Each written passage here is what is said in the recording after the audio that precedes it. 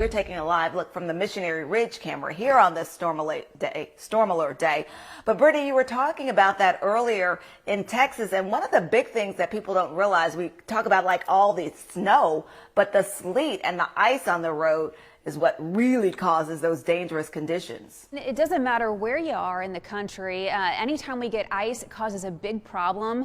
But especially areas like Texas, the South, we're not dealing with that usually during the winter season. And so that is really abnormal. So the folks down there, they're certainly not used to it. So that's another layer added to a big problem that's going across Fort Worth this afternoon now. So praying hard for them. And that's also why it's really important that I showed you that graph that is west of us. There are going to be some slick spots near the Nashville area. Now, luckily, we're not going to deal with that here across the Tennessee Valley. We're going to see temperatures still staying above freezing.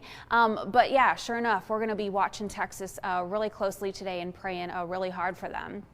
So let's get to our local weather then. We've got visibility that's about 2 miles. We do have some moderate rainfall that is just to the west of us. It is near Franklin and even further west near Pulaski and just near the Huntsville area too. Maybe some rumbles of thunder. I do think our thunderstorm threat's already done because that warm front has lifted out of here. But we do have some moderate rainfall across Marion County currently. It's near the Jasper area and it's working eastward. So Chattanooga, even just here at the station, even though it seems like the rain has been ongoing for quite a bit now, since midnight, we've just had a couple hundredths of an inch of rain. So this is kind of probably give us a nice little dosage here. Right now it's heading towards Red Bank. And then here's that heavier rainfall that I mentioned just north of Huntsville and near Hazel Green. So it's still, I haven't seen an aerial flood advisory yet this morning, even with a couple thunderstorms that were ongoing, but it's still possible we could have an aerial flood advisory this afternoon as ponding is still ongoing. Let me show you the rapid refresh. This is through about 4 o'clock, 5 o'clock this evening. This is 4:15. The Vipercast is thinking any shower activity during that point would be south. I'll put that kind of right near the Tennessee, Alabama, and Georgia border. So by 4 p.m., 5 p.m., it'll be a wet evening commute for a lot of us. The winds are not whipping up out there like what I was thinking earlier this week. So the roads are going to be kind of wet across the board, but wet. I'm not seeing them being icy across the Tennessee Valley, which is good news. As we move into tomorrow morning, there's probably going to be, we call it precipitation fog. That's what's ongoing out there now. Tomorrow morning, there's probably still going to be some dense fog out there. Low visibility early tomorrow. I think that'll be the takeaway. Any shower activity early tomorrow will be to our east. Very low rain chance during the day tomorrow. I think by Saturday morning, that rain is going to be increasing. It looks like Saturday morning by about 5 o'clock, 7 a.m. So Saturday is looking like a rainy day here. Here's a look at our visibility map. It's down to 1 mile for Monteagle and 1 mile over just to the west of Chattanooga. At the airport, it's reporting 2 miles. Eastern Monroe County, you've got visibility down to 1 mile, and same goes for the Murphy area too. So if you're going to be out and about, if you live in those locations, just use a few extra minutes. Here's our hour-by-hour planner then this afternoon.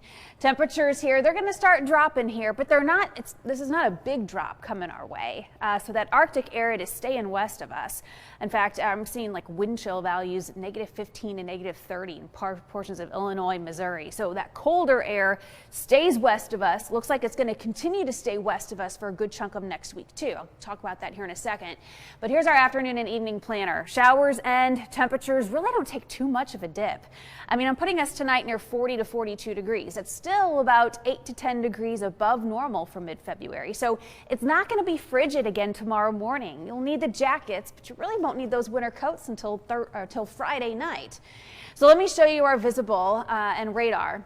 All that moisture will continue to work its way eastward. From what I understand, winter weather advisories are starting to be canceled out of the Nashville area too.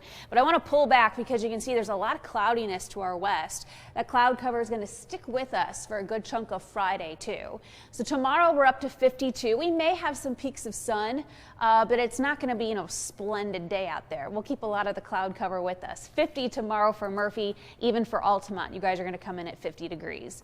Then over the weekend, remember we got rain to get to again. Saturday, it does not look to be much of a winter weather maker. This is looking to be all liquid.